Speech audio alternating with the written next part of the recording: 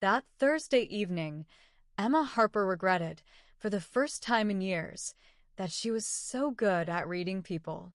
Not because she was psychic. She wasn't. After 25 years working as a school counselor, Emma had simply learned to notice the things other people tried not to notice. The pause before an answer, the nervous movement of someone's fingers, the way a person looked away at precisely the moment they were telling the truth.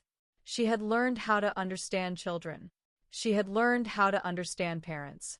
She had even learned how to understand her ex-husband. Although after their divorce, she had been convinced that understanding a man like Richard was a hopeless cause. But her own heart, that was something she had never quite figured out.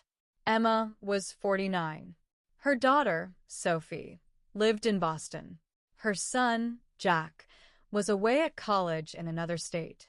And her ex-husband, Richard, was perfectly happy with his new wife and occasionally still sent Emma texts like, "Hey, do you happen to remember the password for our old Netflix account?" And Emma would actually answer him. Because apparently, even after divorce, some men still believed their ex-wives were part-time technical support. That evening in November, Emma was driving home from school. It was getting dark early. Wet leaves clung to the sidewalks. The wind pushed them beneath parked cars, and there was that unmistakable smell in the air that meant the first real snow of the season wasn't far away. She stopped at the post office on her way home to pick up a package. There was a small stack of mail waiting for her, and one envelope immediately caught her attention. It was old, cream-colored, with no return address. Her name was written across the front, Emma Harper, but she didn't recognize the handwriting. She picked up the envelope. Then she noticed something else. The cancellation mark was dated almost 20 years earlier. Emma frowned. "That's impossible," she whispered. The postal clerk shrugged. Maybe somebody found an old letter. Then why did it arrive now? Maybe the postal service finally decided to catch up. Emma laughed. But the laughter disappeared almost immediately. She slipped the envelope into her purse. At home, Emma made herself a cup of tea, took off her shoes, and sat at the kitchen table. She wanted to open the letter immediately, but for some reason she was afraid. It was ridiculous to be afraid of an envelope, especially at 49. Still, she suddenly felt that strange tension you get when you're standing in front of a door and have no idea what's waiting on the other side. She carefully opened the envelope. There was only one sheet of paper inside. Just a few lines. "Emma, if you ever receive this letter, it means I've finally found the courage to tell you the truth. I didn't leave your mother. She asked me to go. But before she died, she told me that you needed to know something. Your father never stopped looking for you. I left something for you in the old house by the lake. If the house is still standing, don't trust anyone who tells you it's gone. David." Emma read the letter once, then again. Then she slowly placed it on the table. Her hands were shaking. David. She knew that name. She knew it because that was the name of her father. The man she hadn't seen since she was 4 years old. The man her mother had always described with 2 words. He left. Always the same words. He left. Emma had grown up with that sentence. As a little girl, she believed her father simply hadn't wanted them. As a teenager, she had been angry. And after her mother died, when Emma was 30, she decided the past was better left in the past. But now there was a letter sitting on her kitchen table telling her something completely different. "I didn't leave your mother." Emma closed her eyes. For a moment, she was 4 years old again, standing by a window in the old house, holding her stuffed teddy bear, waiting for the man who had promised to come to her birthday. He never came. Her mother had said, "Your dad couldn't make it." Emma had asked, "Will he come tomorrow?" Her mother had turned away.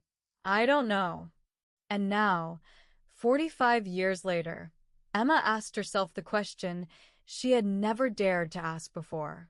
What if he had really wanted to come? The next morning, Emma called her Aunt Mary. Mary was her mother's younger sister and the kind of woman who always said too much. Aunt Mary, did you know David Harper? There was silence on the other end. Too much silence. Emma immediately knew something was wrong. Why are you asking? I found a letter.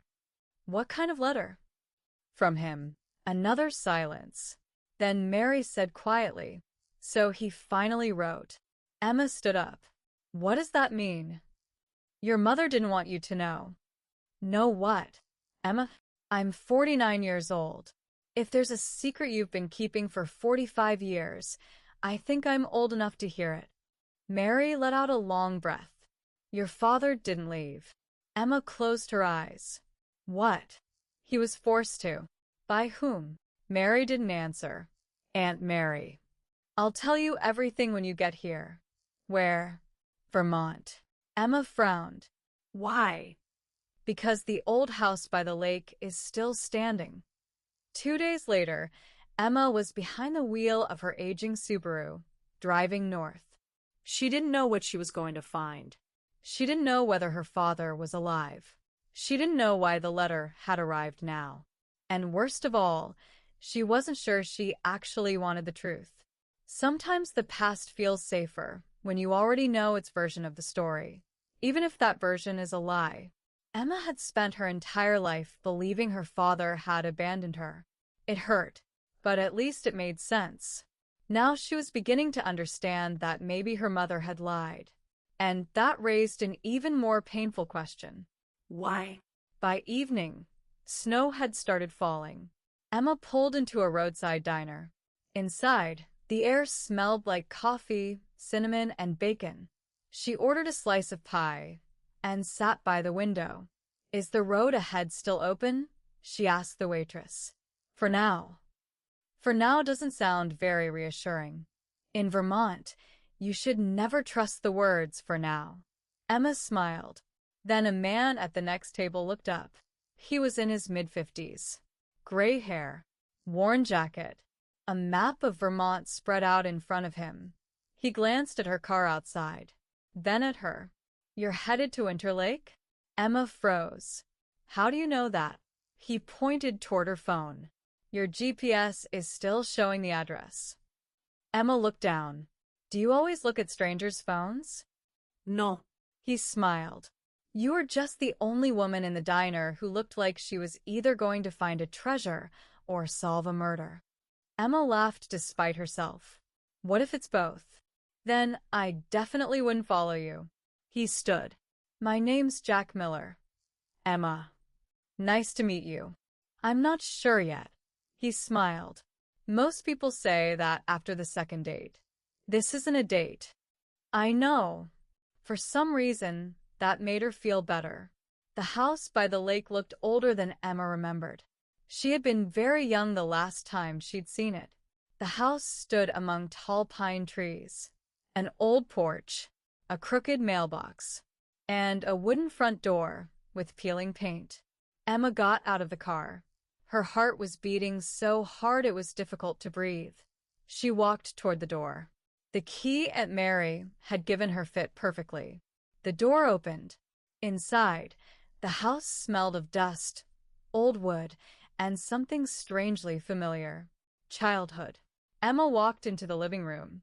There was an old photograph hanging on the wall. She stepped closer and froze. The photograph showed her mother, a young David, and a little Emma, but the picture hadn't been taken at the house. They were standing beside a car. Emma turned the photograph over. On the back, someone had written, "The last day before everything changed." Emma felt a chill run down her spine. There was a date underneath. November 12th, 1979. The day her father disappeared. Did you really plan on doing all this by yourself? Emma spun around. Jack Miller was standing in the doorway. What are you doing here? You left the front door open. I did not. Then maybe the house invited me. Emma crossed her arms. Have you been following me? No. Then how did you get here? He held up a piece of paper. You left this at the diner. Emma took it. Thank you. Jack glanced at the photograph. His expression changed. Where did you find that? Here. Who gave you this house? My aunt. He stared at the photograph for a long moment. You're David Harper's daughter. Emma felt her stomach tighten. You knew my father? Jack nodded. Yes. How? We were friends. Emma took a step back. Then tell me. Jack sat down. Your father didn't run away. I already know that, but I know why he disappeared. Why? Jack looked at her. Because he was going to tell the police that one of the most powerful men in town had been falsifying land records around the lake. Emma frowned. What? Your father worked in real estate. He discovered that several properties were being transferred illegally to one company. What does that have to do with my family? Everything. Jack pulled an old photograph from his pocket. It showed David, standing beside another man. Emma recognized him immediately. She had seen his name in old newspaper articles. Robert Callahan, the richest man in town, owner of a major construction company, a man who had donated millions to the local hospital, and a man Emma's mother had always described as a very good man. Emma's breath caught. My mother knew him? Jack nodded. Better than you think. They spent the entire night in the old house.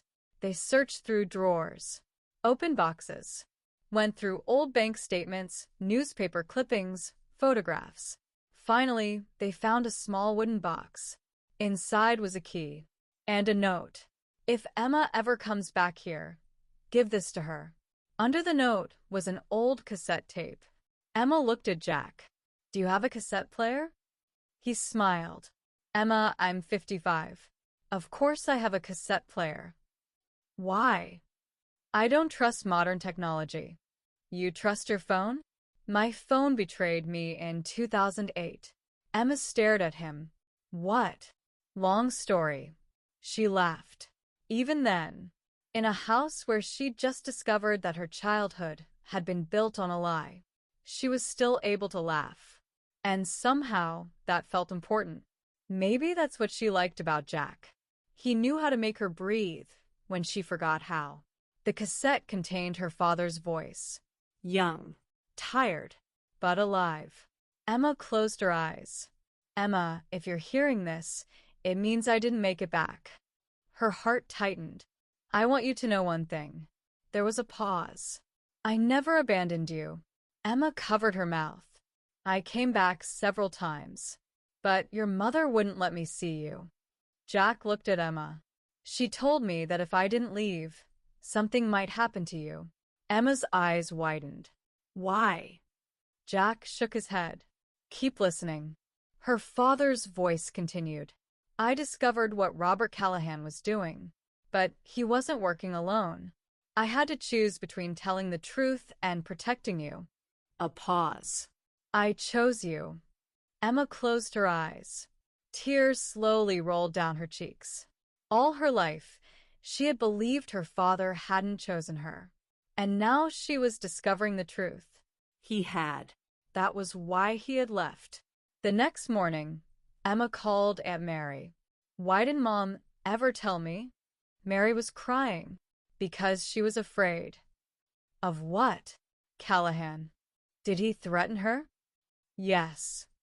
And Dad. He left the state. Emma went quiet. Is he alive? Mary was silent for a long time. I don't know. Emma felt hope and fear hit her at the same time. What do you mean you don't know? After that letter, he disappeared. What letter? Mary's voice dropped. The one you received. Emma looked at Jack. But the letter was mailed 20 years ago. No, Emma. What? I only mailed it 3 weeks ago. Emma froze. What? I found it among your mother's things after she died. I was afraid to send it. Emma stared at the envelope. The date on it was old, but the postal mark.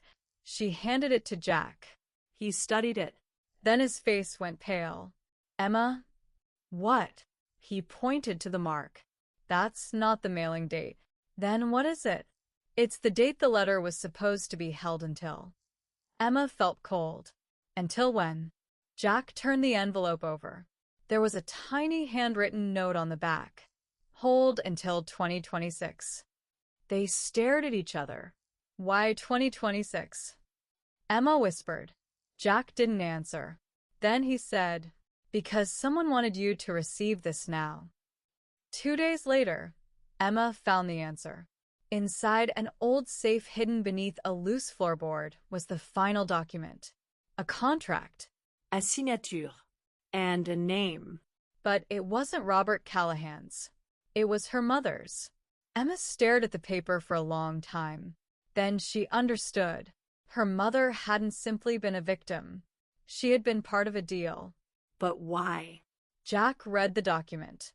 It says your mother agreed to transfer the property to Callahan's company in exchange for... He stopped. In exchange for what? David's safety. Emma closed her eyes. Suddenly, everything made sense. Her mother hadn't betrayed her father. She had tried to save him.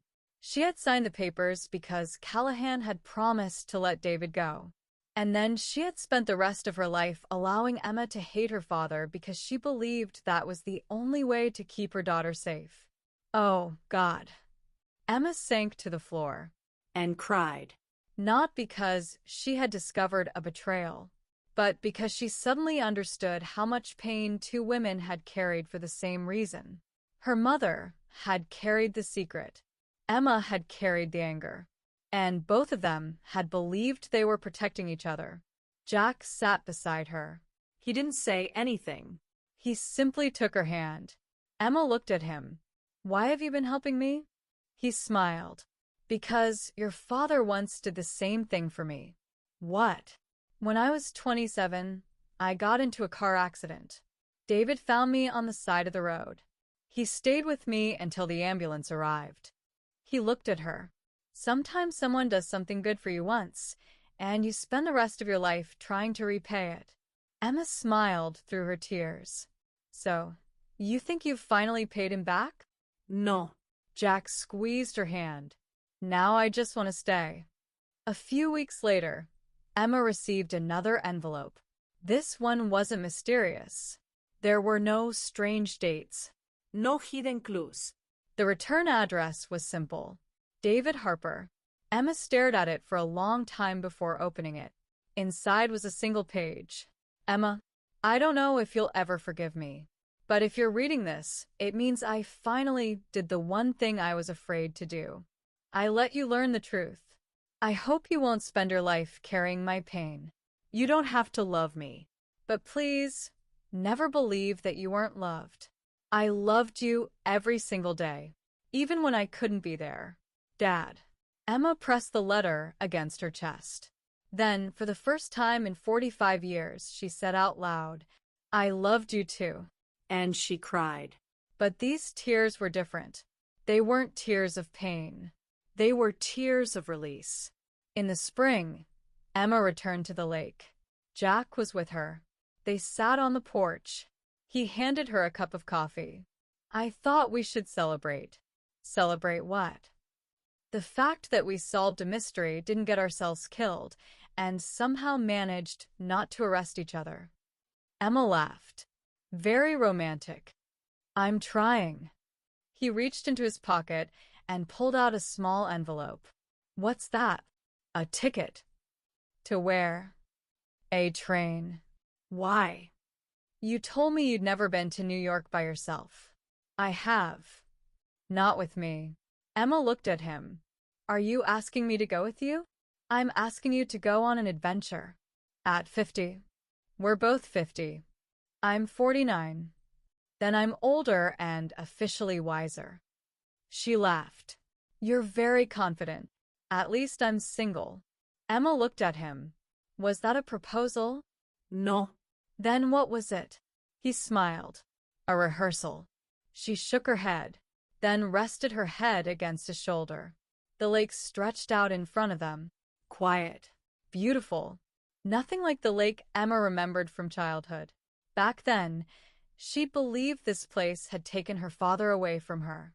Now she understood. This place had kept him for her. The photographs, the letters, his voice, the secret, and a love that had survived almost half a century. Emma looked at Jack. You know what's strange? What? I came here looking for my father. And did you find him? She smiled. Yes. Where? Emma looked at the old house. In the past. Then she looked at the man beside her. And I think the future found me. Jack took her hand. They sat quietly. Because after 50, you don't always need grand promises. Sometimes you just need someone you can sit beside without saying a word and still feel completely understood. Someone you can call at midnight. Someone who will bring you coffee in the morning. Someone who will laugh at your terrible jokes. And someone who will one day look at you and say, Come on. Let's see what's waiting for us. Emma smiled. Just don't tell me we're taking your car. Jack frowned. What's wrong with my car? It's older than my son. It's reliable. Last time it broke down in the middle of nowhere. That wasn't a breakdown. What was it? It was tired. Emma burst out laughing. And for the first time in many years, she didn't feel afraid of the future. She felt curious about it. Because sometimes life doesn't end where we think we've put the final period. Sometimes it simply waits for us to open an old letter. And then we discover that behind one door is the truth. Behind another is forgiveness. And behind the third is someone you never expected to meet. And maybe the greatest adventure of your life begins precisely when you think all the important stories have already been written.